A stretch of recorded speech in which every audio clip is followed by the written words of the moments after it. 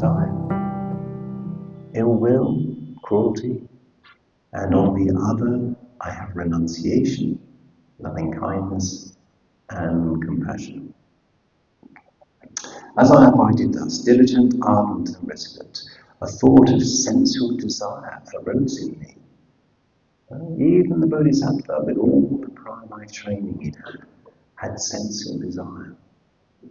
This is a very human story. I understood thus, this thought of sensual desire has arisen in me, so he knew what had happened in his mind. This leads to my own affliction, to others' affliction, and to the affliction of both. It obstructs wisdom, causes difficulties, and leads away from nirvana.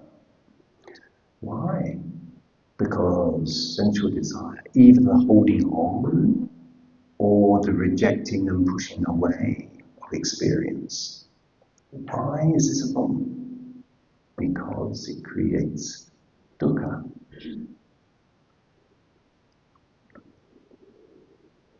When I consider this leads to my own affliction, dukkha, it subsided in me. When I consider this leads to others' affliction, it subsided in me. When I consider this leads to the affliction of both, it subsided in me.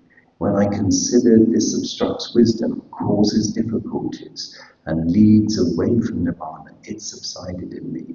Whenever a thought of sensual desire arose in me, I abandoned it, removed it, did away with it. How do we do that?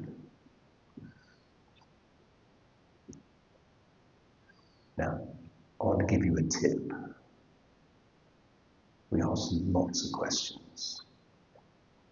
Usually there's only one answer. Okay. And how are we aware in this approach that we take in TWIM? 6 months. The 6 months. Okay. The first thing is to recognize what's going on in your mind. And this is a thought of sensual desire had arisen in me. If you recognize that there is ill will, in your mind, then what you do is release. Okay? So what you do is abandon it. Abandon the thought. That does not mean you change the thought, replace it, or try to get rid of it. You just abandon the thought.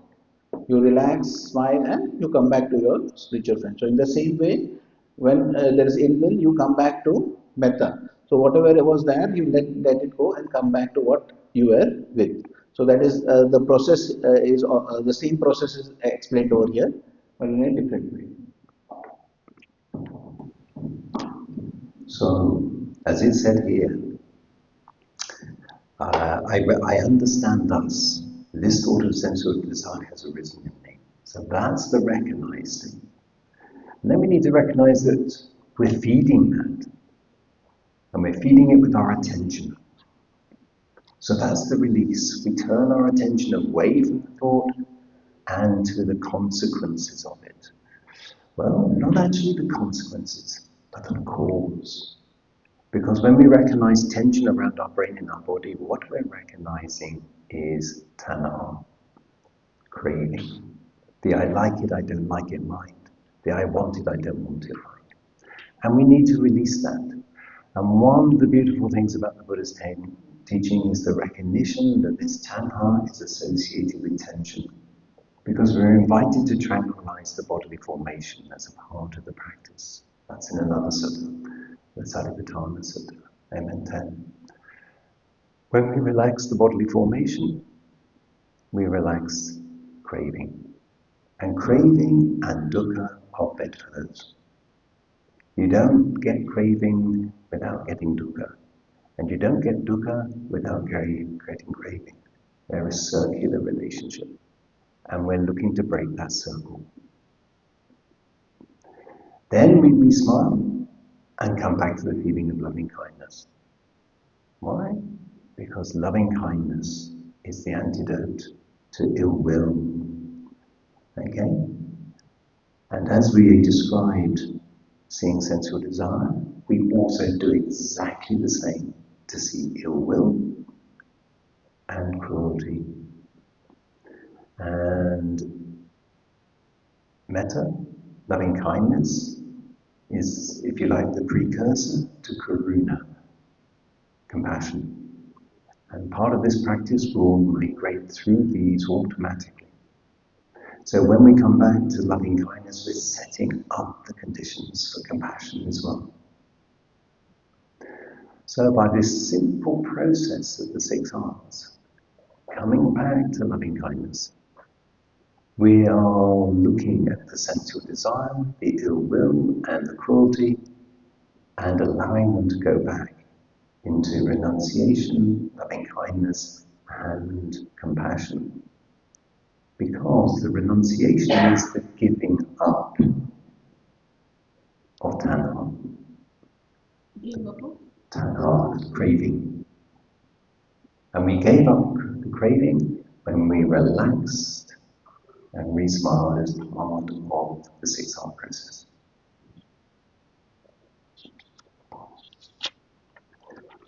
So this is the process of abandoning it. And you'll hear us talk a lot about relinquishment. The process of meditation is a process of relinquishment. It's not a process of acquisition. We're not here to gain different states, to gain different experiences. We're here to learn how to relinquish.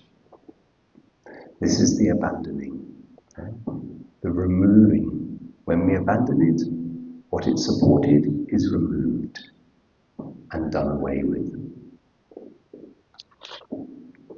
Students, whatever a student frequently thinks and ponders upon, that will become the inclination of their mind. So this is a retraining in how we think and ponder upon our experience. And by retraining that, we change the inclination of our mind. So you may feel that you have habitual ways of thinking. The same stories come up, the same reflexes, the same impressions about yourself, the same impressions about others. Okay? And these are ingrained.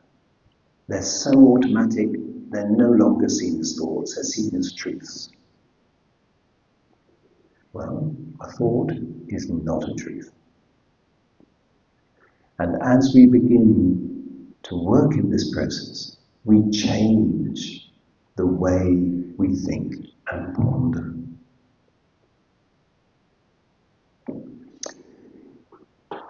If a student frequently thinks and ponders upon thoughts of sensual desire, they have abandoned the thought of renunciation.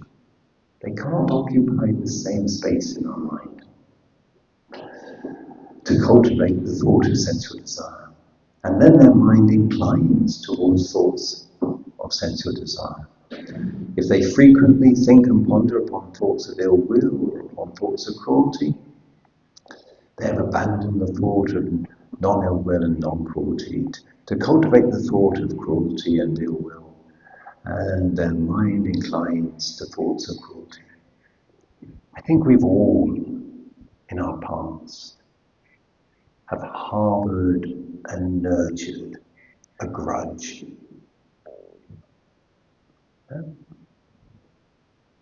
Maybe in the distant past, maybe sometime, maybe more than sometimes.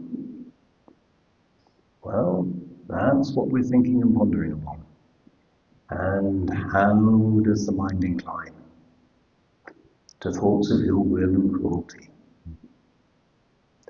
And sometimes that sense of grudge we hold so dear to ourselves can be about ourselves. I'm not worth it. I'm useless. I deserve this. I don't deserve anything better. Well, that's what we're thinking and pondering upon. And that's what the Buddha told us we could get relief from and change.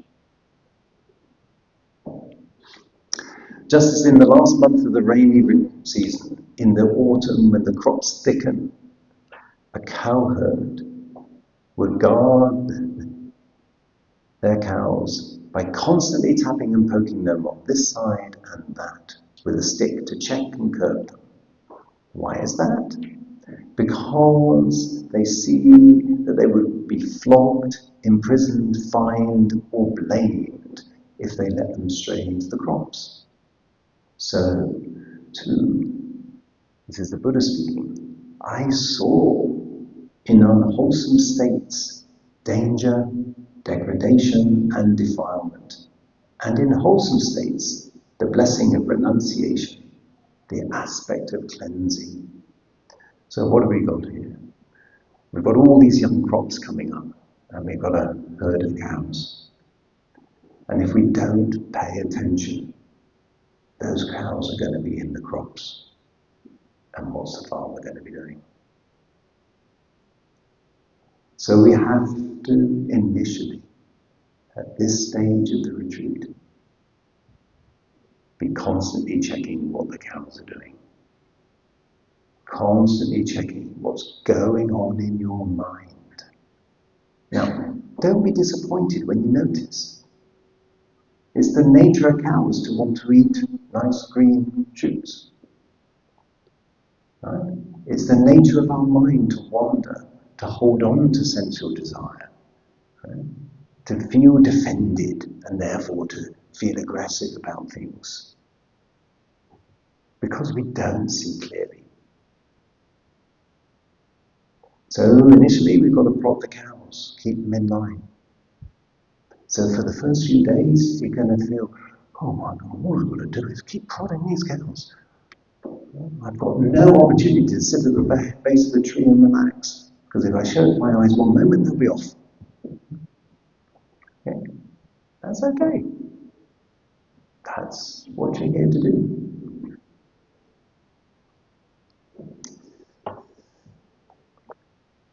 As I abided thus, diligent, ardent, and restless, a thought of renunciation arose in me. I understood thus. This thought of renunciation has arisen in me. This does not lead to my own affliction or to others' affliction or to the affliction of both. It aids wisdom, does not cause difficulties, and leads to nirvana. So we'll have little flashes every now and then in our practice. And in some of the somatic exercises and yoga that we'll be doing, we'll be practicing this. And you'll get to actually feel what this is like. There'll be little moments when you realize there can be a different relationship. And that difference matters. And so part of this retreat is, how do we build on those moments? How do those moments become not just fleeting things, but become a way we can inhabit our life?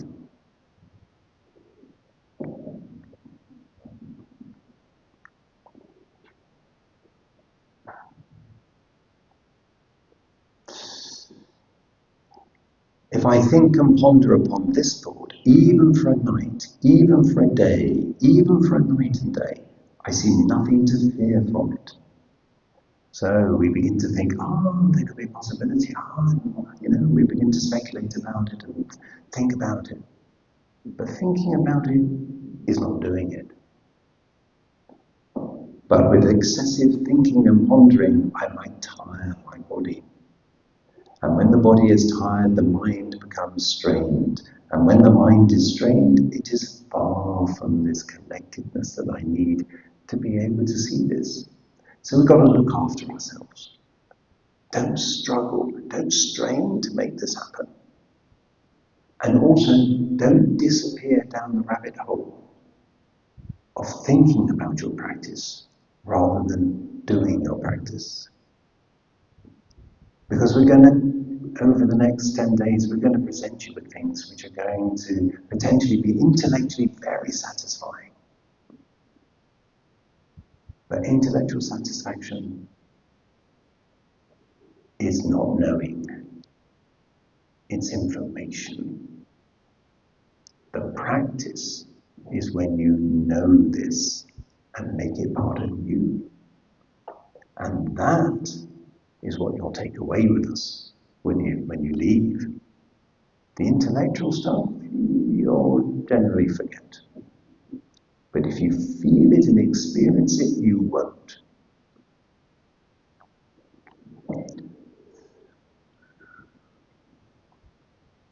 So I steadied my mind internally, quieted it, brought it to a singleness and collectedness. The singleness means a singleness of purpose.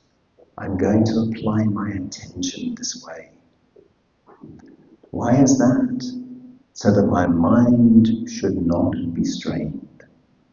And this is really important. We need to relax into the practice. When you relax into the practice, the mind goes wide. When we strain, the mind is narrow. We're trying to make something happen. Whereas when the mind is wide, we're trying to understand what's happening, to observe it, to see the information by direct observation, to be rested, to be expansive, to be open. And smiling helps that. Look at And smiling is a free ticket to that mind. Why wouldn't you want a free ticket? Because meditation is serious.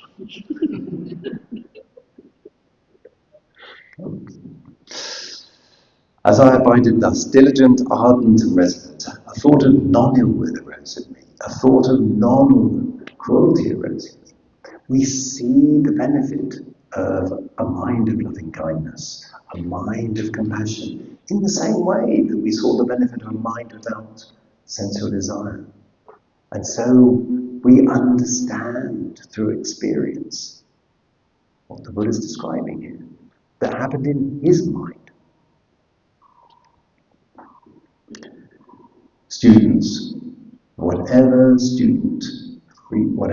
student frequently thinks and ponders upon, that will become the inclination of their mind. If they frequently think and ponder upon thoughts of renunciation, they have abandoned the thought of sensual desire to cultivate the thought of renunciation, and then their mind inclines to the thought of renunciation. If they frequently think and ponder upon thoughts of non-ill will, upon thoughts of non-cruelty, they have abandoned the thought of cruelty to cultivate the thought of non-cruelty, and then their mind inclines to thoughts of non-cruelty. So, what is that process of moving from sensual desire to renunciation, from ill will to non-ill will, from cruelty to non-cruelty? What's that process in the meditation?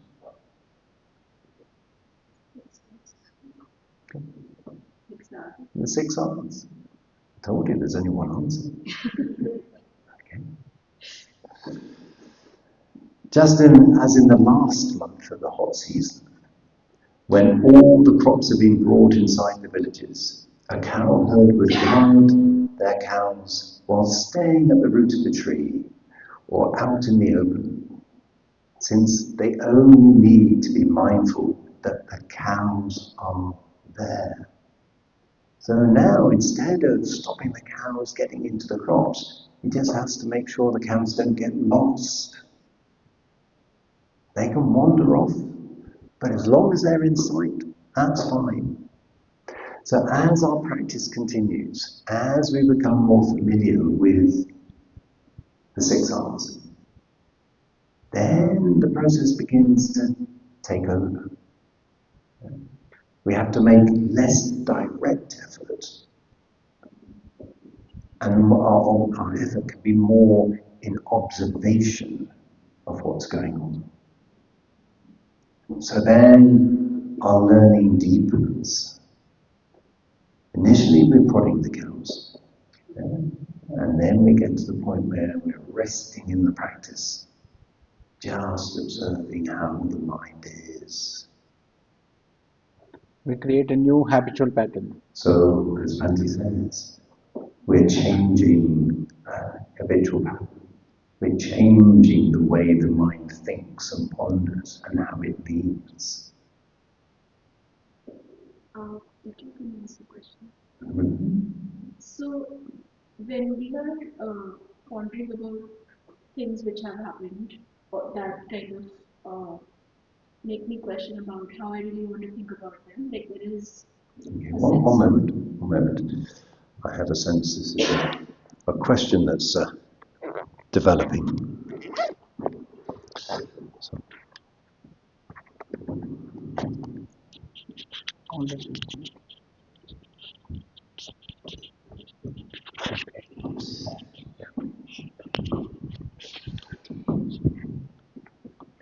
So I'm wondering if the some situations or events make me really question whether I even want to have, like, there is an anger about what has happened, mhm. and then I would really want to understand what compassion would mean in that situation.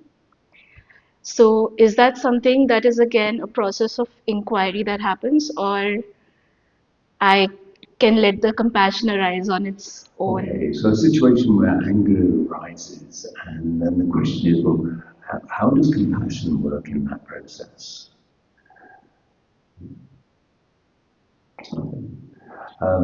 So the first thing to notice is how we're being uncompassionate towards ourselves with the anger. The anger closes us down,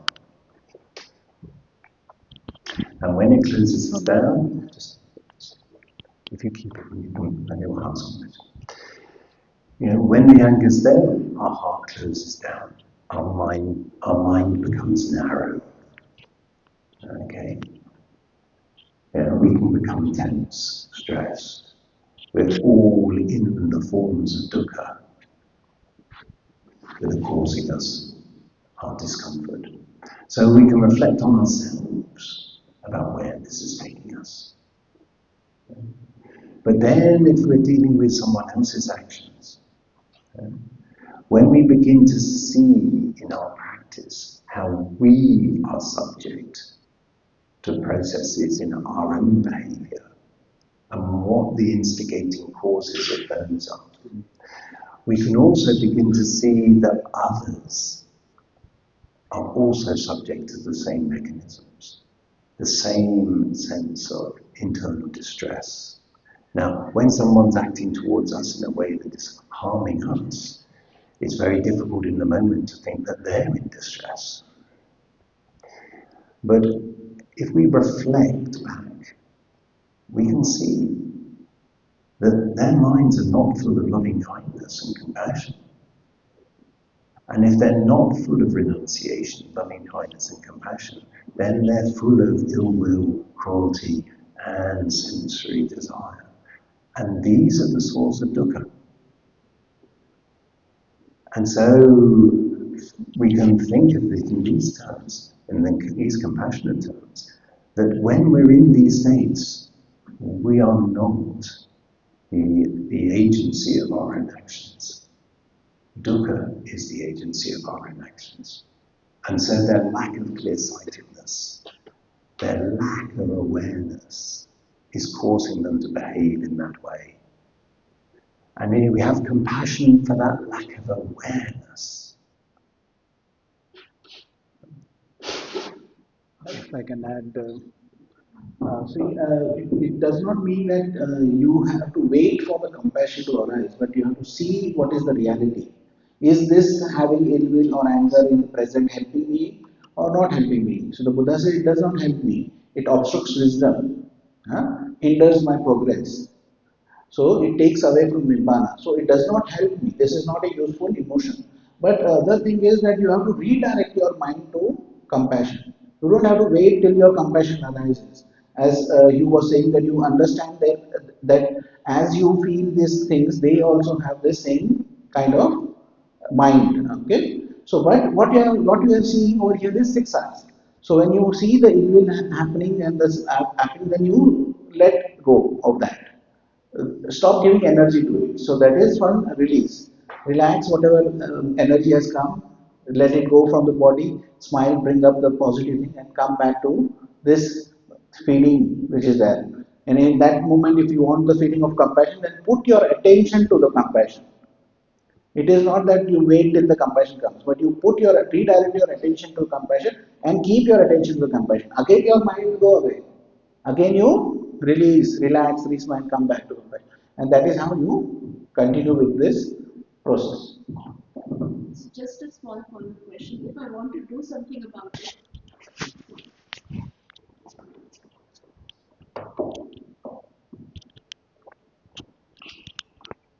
so I think if I don't want to just stop at the point of like I must do something about it. Like I can't just I mean I understand, but I do need to take action. So is that only from when I'm Let me fully just rooted? take you back. Yeah. Having compassion does not mean that you don't act. Even in the rules of monks, they're allowed to defend themselves. Okay? So it doesn't mean that you don't take action that's appropriate. But ask yourself, what type of action are you going to take if your mind is full of sensory desire, ill will, and cruelty, compared to the action you're going to take if your mind is full of renunciation, loving kindness, and compassion? It doesn't mean that you don't hold people to account, but you do it from a place of balance, not a place of imbalance.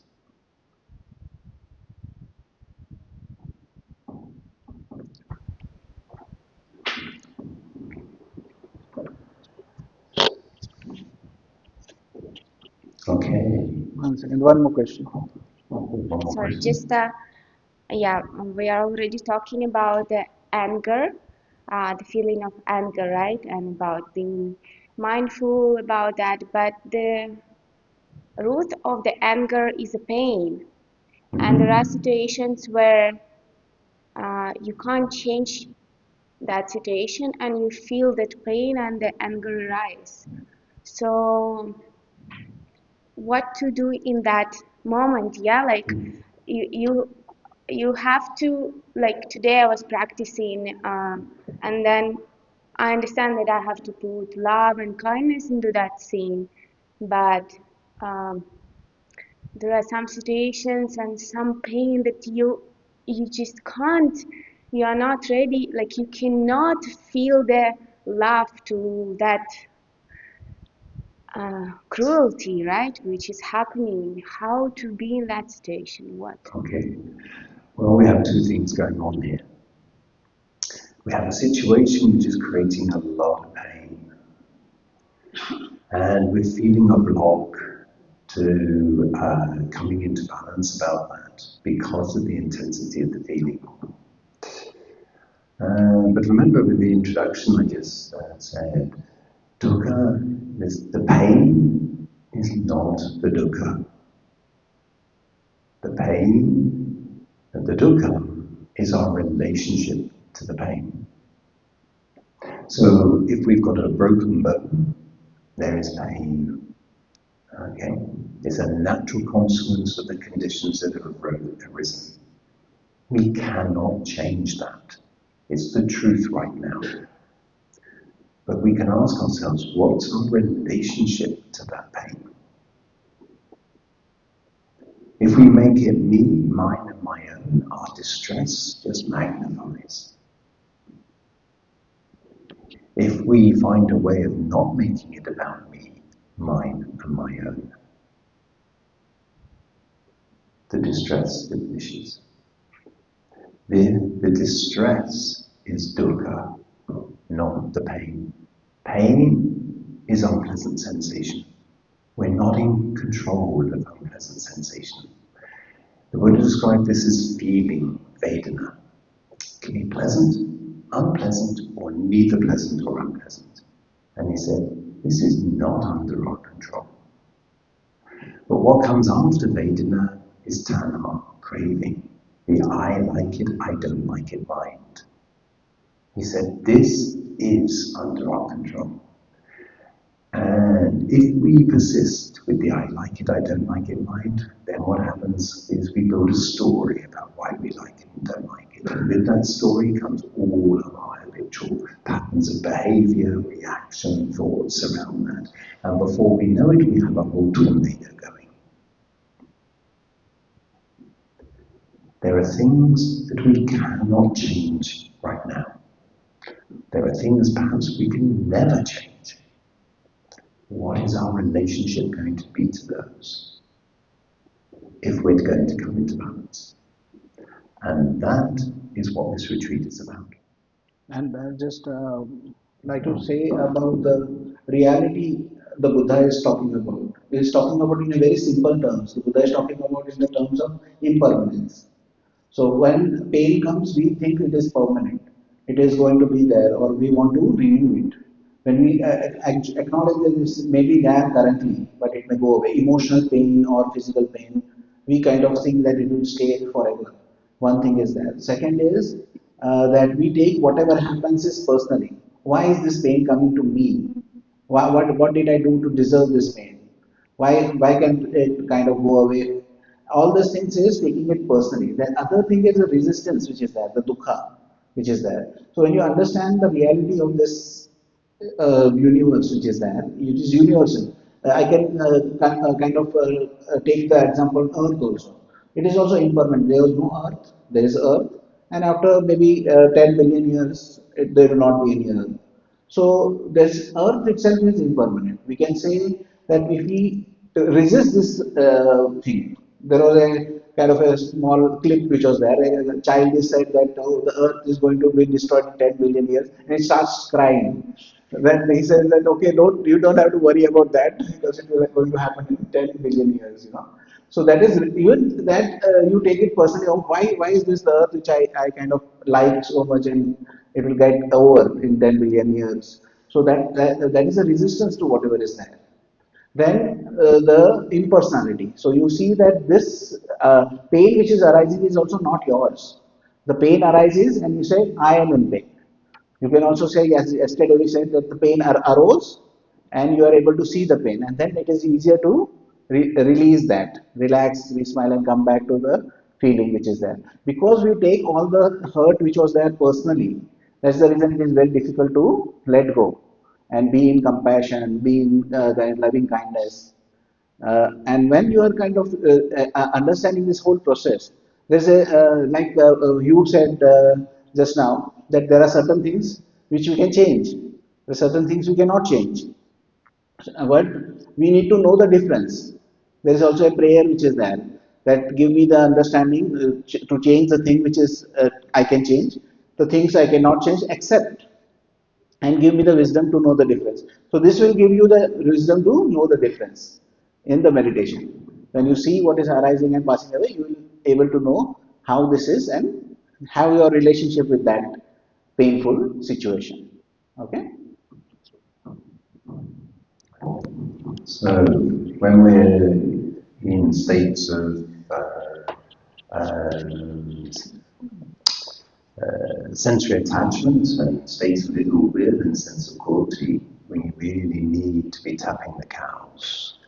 Yeah, we need to be looking at what's going on in the mind.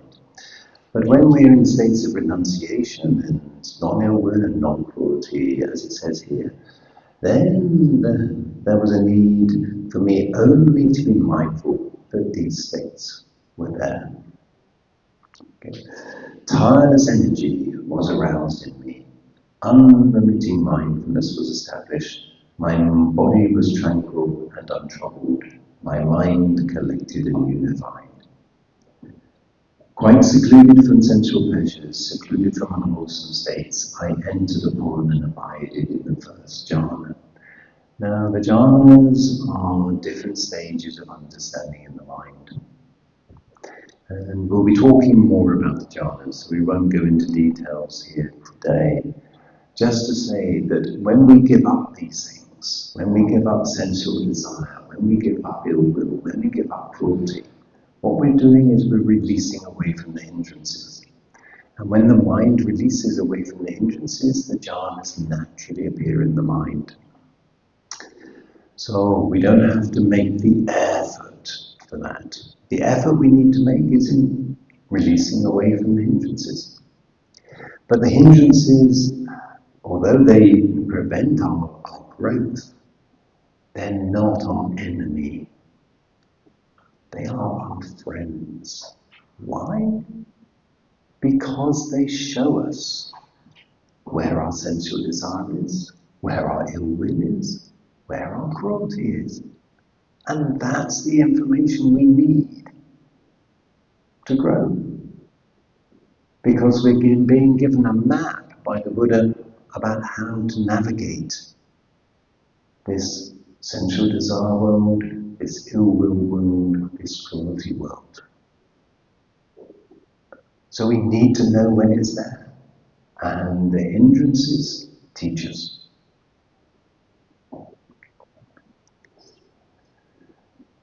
So as we do this, we will go through the jhanas.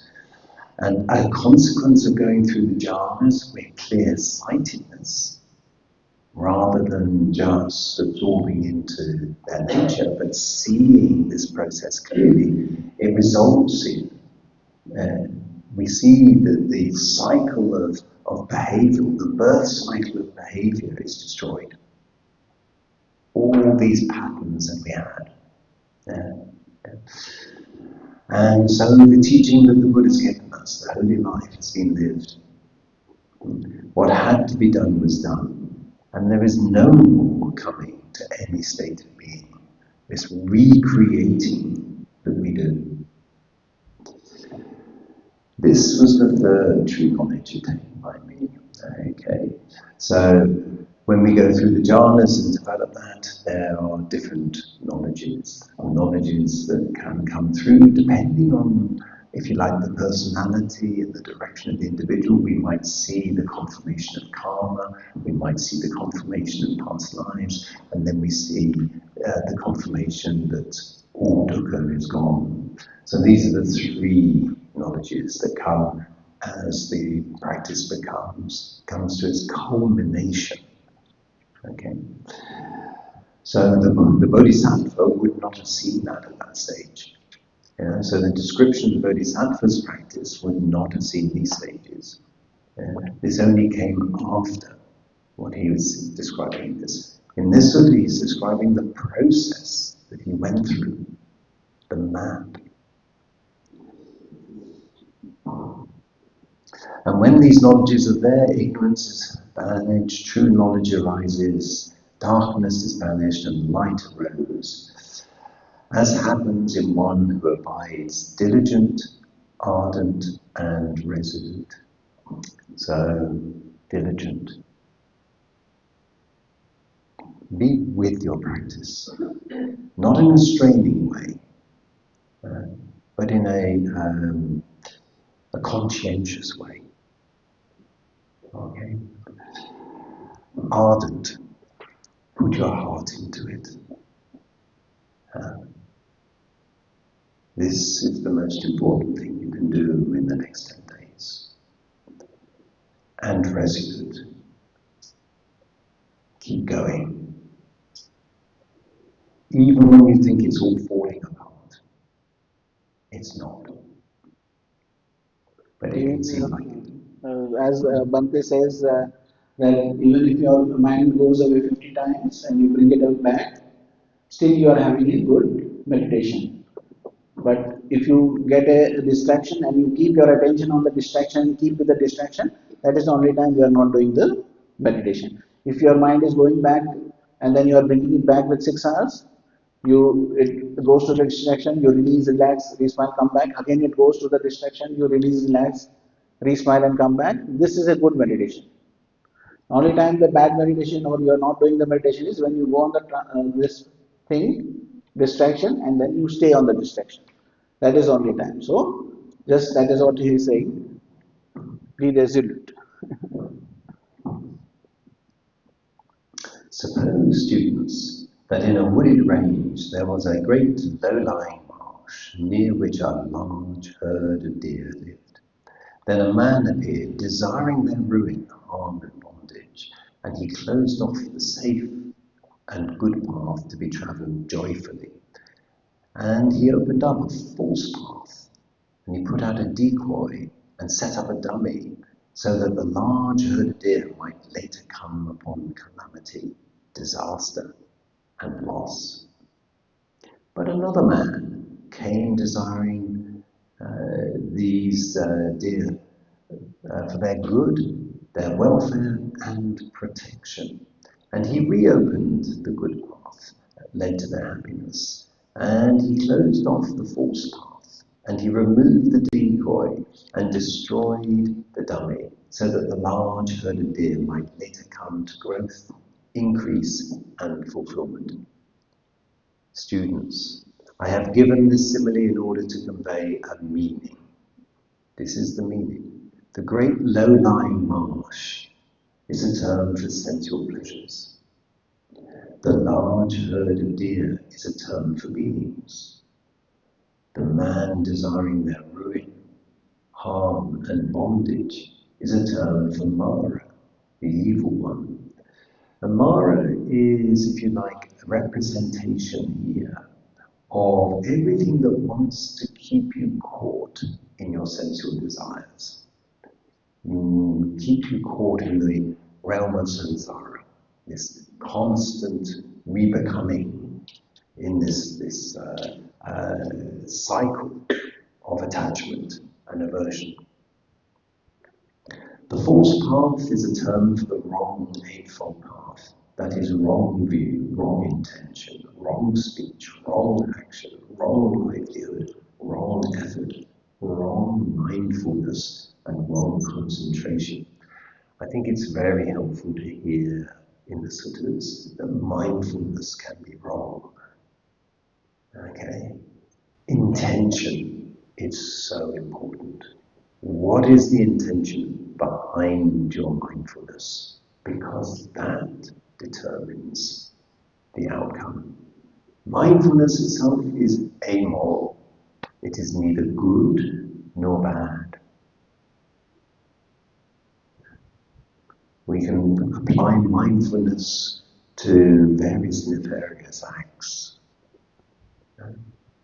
There's nothing in the mindfulness that means we don't act in ways that are unwholesome. So we have to have the right effort. So the decoy is a term for delight and lust, that's sensory desires. The dummy is a term for ignorance. The man desiring their good welfare and protection is a term for the Tathagata, which is an epithet for the Buddha. Accomplished and fully enlightened. The safe and good path to be travelled joyfully is a term for the noble eightfold path. That is right view, right intention, right speech, right action, right livelihood, right effort, right mindfulness, and right concentration. And we'll be talking about those in more detail in another sutta, another day. But I'll just pick out one of those, right effort, because right effort is the foundation stone of what we're doing.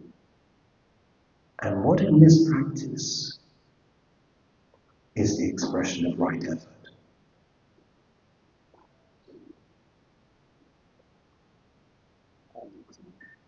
I told you there's only one answer. 6 hours. Yes, because right effort is seeing the unwholesome as arisen. And what is unwholesome? Well, we can have an image in our mind of unwholesome things, and various bad acts. That's not what the Buddha meant by the unwholesome. It includes those things, but it's a much wider term. The unwholesome is anything we take personally. Anything we make me, mine, and my own is unwholesome. Why? Because it opens the door to attachment and aversion, craving. And craving and dukkha are bedfellows. So anything we take personally is opening the door to dukkha. So we recognize the unwholesome is there. And then we need to release away from the unwholesome. That's the release and relax step. Because the release is taking away the nutriment for that unwholesome thought, and the relax step is removing the craving that was holding on to it. The I want it, don't want it, the I like it, I don't like it mind. So there we go through a process where we purify the mind, but it's only half the job. Right effort has another half. Because not only do we need to release away from the unwholesome, but we need to re-establish the wholesome and keep it going. So that's the smiling and coming back to the feeling of loving kindness or compassion or sympathetic joy or equanimity. One of the four Brahma Viharas. The Brahma Viharas, the Buddha said, were states of no blame. He said that these four states, they can cause no harm to you, no harm to another, no harm to both. So we come back to a wholesome state. So this is right effort. Okay? The need to do it is understanding dukkha. That's right view. Okay? So here we have the building blocks of the practice. So students, the safe and good path to be travelled joyfully has been reopened by me. The wrong path has been closed off, the decoy removed, the dummy destroyed. So here's the map. What should be done for his disciples out of compassion by a teacher who seeks their welfare and has compassion for them, that I have done for you, students. There are these roots of trees, these empty huts,